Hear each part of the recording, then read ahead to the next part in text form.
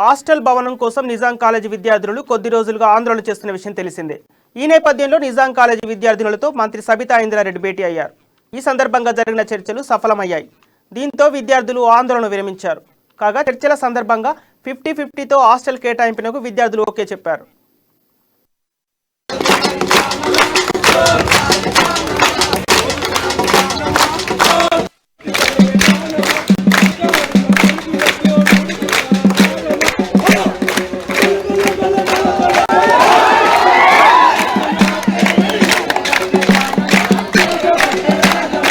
పద్ధతి కాదు, ఆలోచన చెయ్యండి.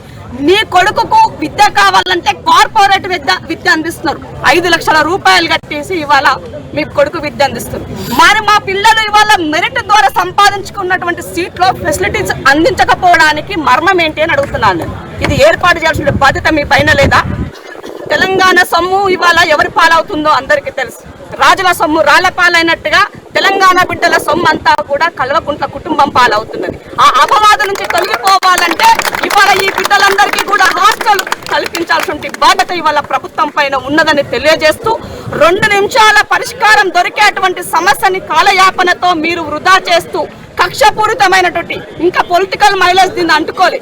పొలిటికల్ మైలేజ్ కనుక దీనికి అంటుకుంటే అది ఇంకొక రకంగా ఉంటుంది. కాబట్టి ఆలోచన చెయ్యండి, ఆత్మ పరిశీలన చేసుకోండి.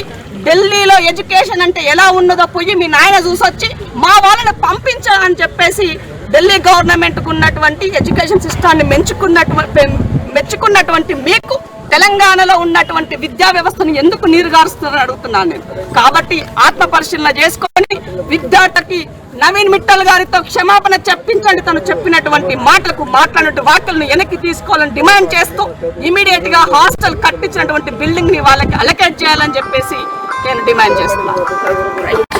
అనే వ్యక్తి అదే ఎక్స్-నిజామియన్, మాకు ఎక్స్-నిజామియన్ కాబట్టి మేము తనని రిక్వెస్ట్ ట్విట్టర్ ద్వారా మేము వైరల్ చేసినాం. అప్పుడు ఆయన స్పందించిండు. ఏమని? సరే సబితా ఇంద్రారెడ్డికి స్పందించిండు, ఇట్లా చూసుకోండి ఏందో అని. ఆమె చెప్తా